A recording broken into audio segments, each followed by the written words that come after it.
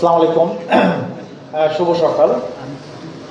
আজকের অনুষ্ঠান বিশেষ করে লার্নিং অ্যান্ড আর্নিং, যেটি আইসিটি ডিভিশন কর্তৃক আয়োজিত এই অনুষ্ঠানে আমাদের মাঝে উপস্থিত হয়েছেন আমাদের অত্যন্ত পরম শ্রদ্ধেয় এবং যেটাকে বলা হয় ডাইনামিক, গতিশীল বাংলা যাকে বলা হয়, আমাদের কাজের যিনি আমাদের অনুপ্রেরণা যোগায়, উৎসাহ যোগায়, আমাদের সেই শ্রদ্ধেয় মাননীয় প্রতিমন্ত্রী জনায়েত আহমেদ পলক।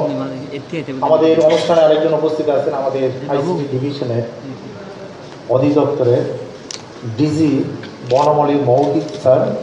আরেকজন আছেন আইসিটির আমাদের সম্মানিত স্যার জনাব তপন কুমার স্যার।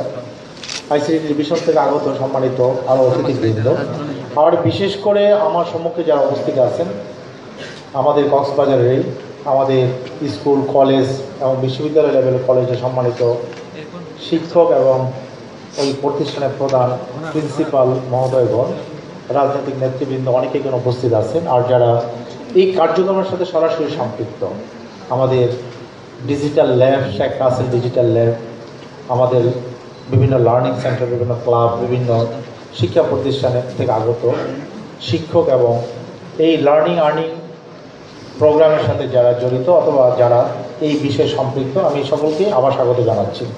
ইনফ্যাক্ট আমাদের কক্সবাজারের অবস্থা, বিশেষ করে আইসিটিতে অবস্থা, আমাদের মাননীয় মন্ত্রী মহোদয় ডিটেল জানালেন আমরা কি করতে চাচ্ছি, কোথায় অবস্থান করছি, আমাদের ভবিষ্যৎ বা আমাদের স্বপ্ন কী, আমাদের এইম কী, লক্ষ্য কী, আমাদের অবজেক্টিভ কী। যেহেতু স্যার ডিটেলস বলছেন, আমার আর বলার কোনো প্রয়োজন নাই। শুধু আমি এইটুকু বলতে চাবো যে আমরা যারা এই কাজের সাথে সম্পৃক্ত সরাসরি, অথবা আপনারা যারা সম্পৃক্ত আছেন, এইটার পটেনশিয়ালিটি কক্সবাজার আগামী 5 বছরের মধ্যে আমি আপনাদেরকে কথা দিতে পারি যে কক্সবাজার হবে সারা বিশ্বের অন্যতম একটা আধুনিক শহর। আপনারা জানেন না যে একটা আধুনিক শহর হতে হলে আগে লাগে ভিত্তি। সেই ভিত্তি আমরা রচনা করতেছি।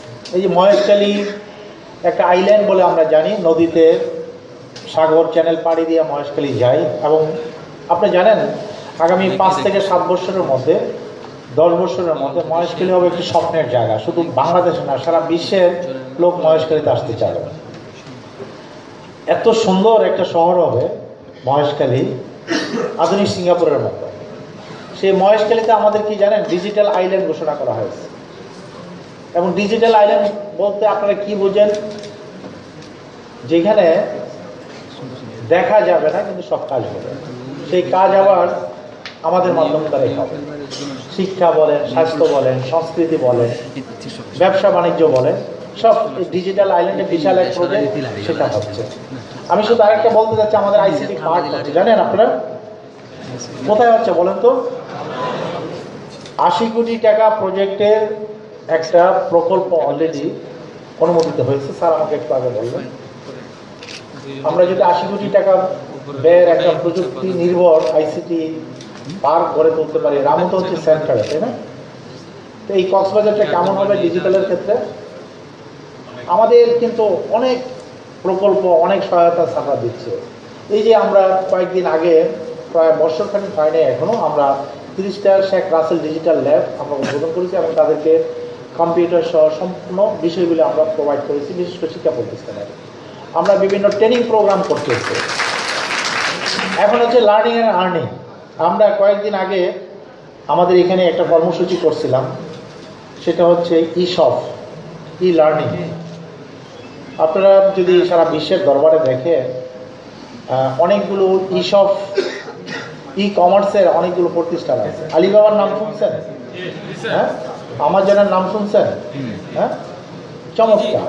সারা বিশ্বে যে ওদের ট্রেডিং যে হচ্ছে, ব্যবসা বাণিজ্য হচ্ছে, এটার যদি পরিমাণ দেখেন যে কত কোটি ডলার বা কত মিলিয়ন পাউন্ডের ব্যবসা হচ্ছে, আপনারা শুনলে অ্যাস্টনিশড হয়ে যাবেন।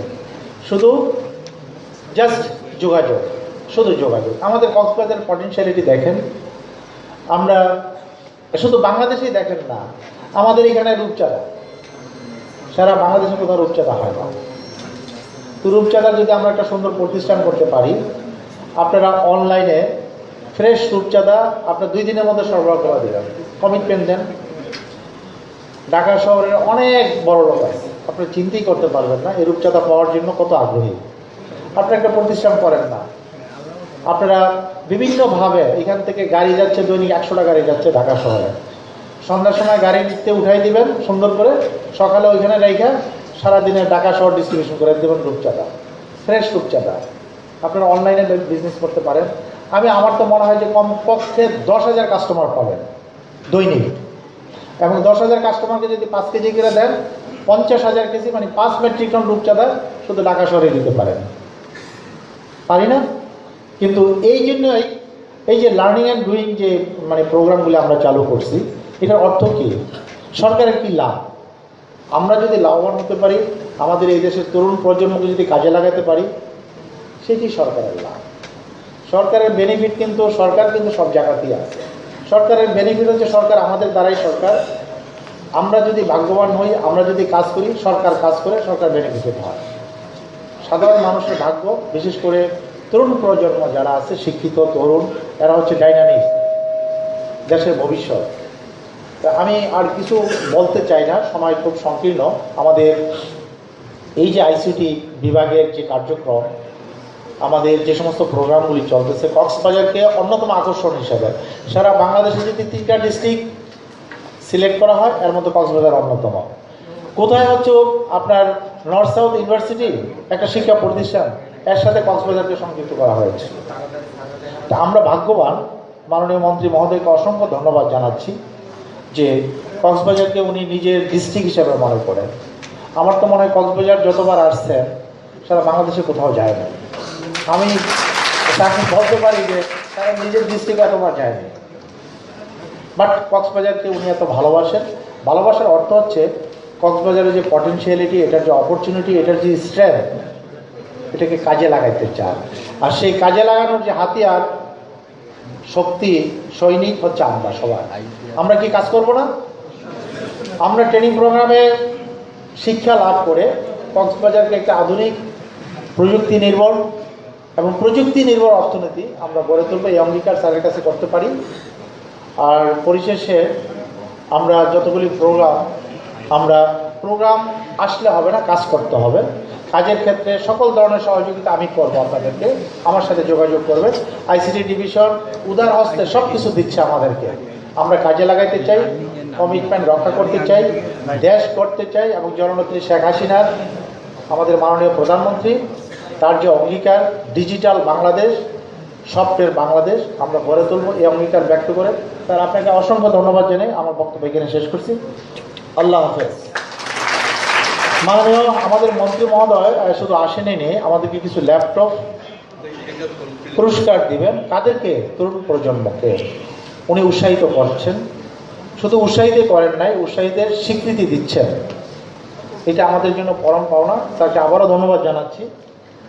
আর আরও অনেক কিছু আমরা জানতে পারবো আমাদের শিক্ষার মাধ্যমে, করণীয় বিষয়গুলির মাধ্যমে। আমি এই বলেই আমার বক্তব্য শেষ করছি। আল্লাহ হাফেজ।